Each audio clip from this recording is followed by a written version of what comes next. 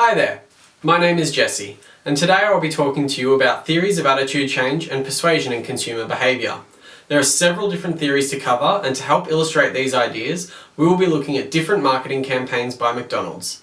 These campaigns utilise some of these theories in an attempt to persuade the consumer and change their attitude toward their brand. Before we look at attitude and persuasion, let's have a quick recap on the components of attitude. Consumer attitude is made up of three components: affect, behaviour, and cognition. Affect includes our feelings and emotions toward a product or brand.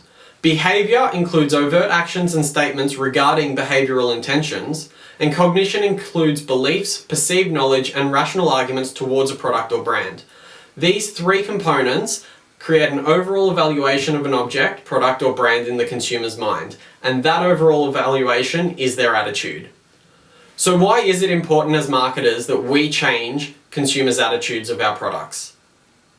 Part of the marketer's role is to provide consumers with information that lead to a positive attitude toward their products and brands. In the case of McDonald's, if consumers hold a negative attitude of the brand, it is important to find out what elements of affect, behaviour, and cognition are forming these negative attitudes. Then, armed with this knowledge, the marketer must develop a strategy to change these negative attitudes into positive ones. Let's now have a look at some of the popular theories and how McDonald's use these ideas in their campaigns. Attitude toward the object approach suggests that both beliefs about product attributes and evaluations of these attributes are critical in attitude formation. Changing consumer attitude can begin with changing consumer beliefs about a specific product attribute. This works for both positive and negative attributes about a specific product.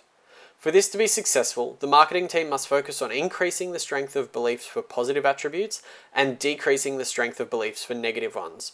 So how did McDonald's apply this? The Our Food, Your Questions campaign opened two-way dialogue between the fast food chain and consumers with the aim to dispel many widespread myths about the origins, ingredients, and preparation of McDonald's food. For example, many consumers believed that beef burgers and chicken nuggets contained ammonia and other product fillers. McDonald's answered all questions related to this and attempted to dispel the myth that ammonia was an ingredient in their products. Opening a two-way dialogue with consumers allowed McDonald's marketers to attempt to reduce the strength of belief of this negative attribute. To a lesser degree, McDonald's also attempted to change consumer evaluations. This is where a marketer attempts to change how a product attribute is viewed by the consumer.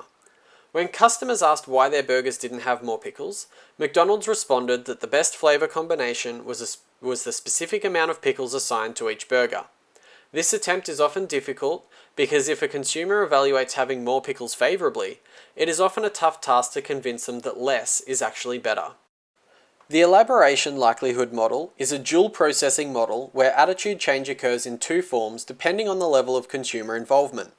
The consumer will comprehend the message sent, and if relevant to them, the consumer will show a high level of involvement to the message, and this generates cognitive responses. Central cues guide the consumer to process information central to the product. The information presented may cause a consumer to change their beliefs on the product, thus causing an attitude change toward that brand or product. If this is successful, behaviour change is very likely, and due to the high involvement, it is likely that this behaviour change will be enduring.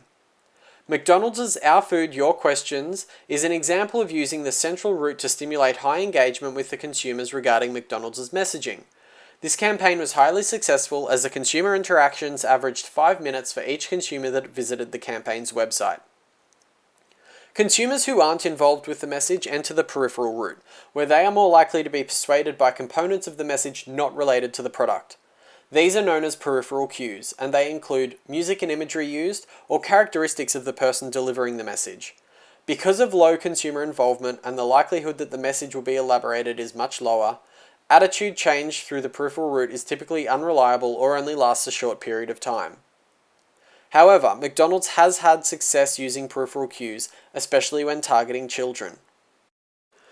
Balance theory examines relationships between three individuals in a triad from the perspective of one of the individuals. They are known as the observer, and in most cases, this is the consumer. The other two individuals are usually a brand and a third party, such as a celebrity or another organization. The theory is based on the consistency principle that states humans prefer consistency with their beliefs, attitudes, and behaviors.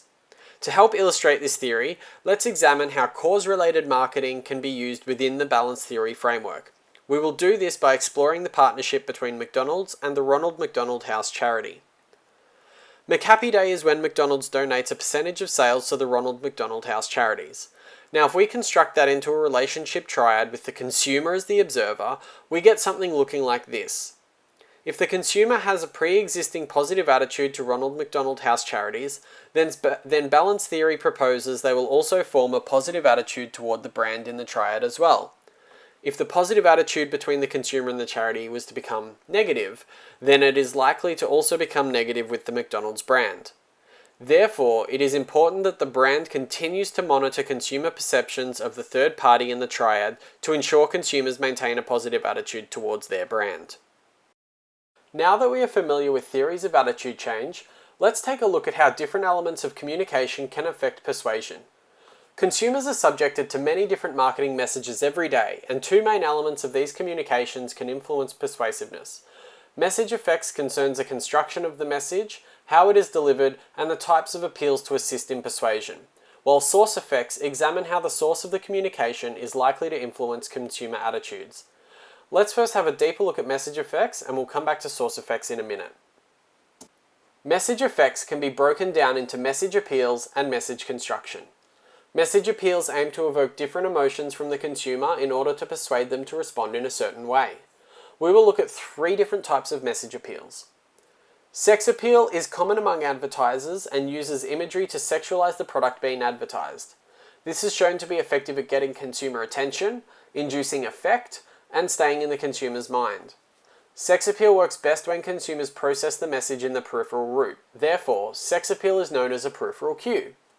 McDonald's and other food brands rarely use sex appeal as it is more effective for products that have some level of intimacy.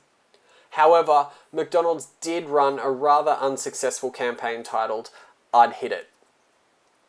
Marketers can also use comedy or humor to appeal to the consumer.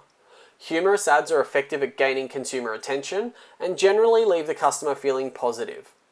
This can improve attitude toward the brand and motivate buying intentions. However, if there is too much humor, it can detract from the main message or limit the information processing of the consumer. Similar to sex appeal, humor appeal is typically used when elaboration likelihood is low. The aim of fear appeal is to change a consumer's behavior through fear. By invoking the right levels of fear, consumers can be compelled to change their behavior in the desired way.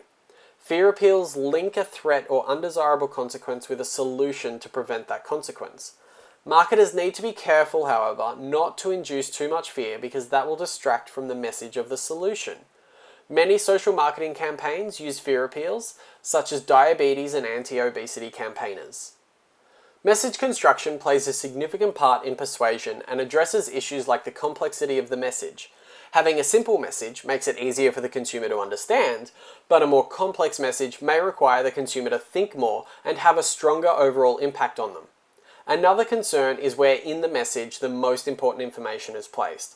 Highly involved audiences react better when important information is placed at the start of the message, and audiences with low involvement will react better late in the message. Let's now have a look at three theories detailing source effects on persuasion. Source credibility looks at how credible the source is on the topic they are providing information on. A more credible source will likely be more persuasive than someone who lacks credibility. Consider these two opposing statements on McDonald's contribution to obesity. If the first statement came from a dietitian and the other came from, well, this guy, who is more likely to persuade you on the matter? A contributing factor to source credibility is the spokesperson's expertise on the matter, so someone who is perceived to be an expert on the product promoted will likely gain credibility. Source attractiveness argues that consumers are increasingly receptive to and more favorably influenced when the individual delivering the message is physically attractive. However, there are some limitations to its effectiveness. Source attractiveness is most effective when elaboration likelihood is low and the products being promoted have intimate appeals. Conversely, unattractive models are more effective for items with no intimate appeal and elaboration likelihood is higher. In addition to source attractiveness, research also suggests that native accents are preferred to those with foreign accents, and this creates a higher purchase intention. Source likability is another variable that can affect a spokesperson's persuasion ability. Likeable messengers are shown to be more persuasive because they are seen as acting in their own interest to a lesser degree than a dislikable messenger. Consumers with low cognitive motivation are more susceptible to persuasion from likable sources. Ronald McDonald is an example of a likable source persuading children to eat at McDonald's restaurants. These are two of the major factors that influence persuasion, but it should be reminded that many other factors can also affect persuasion. These include the channel that the message is delivered through, the receiver and their biases, mood or motivation, and other destination variables also play a part in persuasion. Therefore, it is important to keep all of this in mind the next time you are tasked with trying to persuade an individual or even a whole market segment.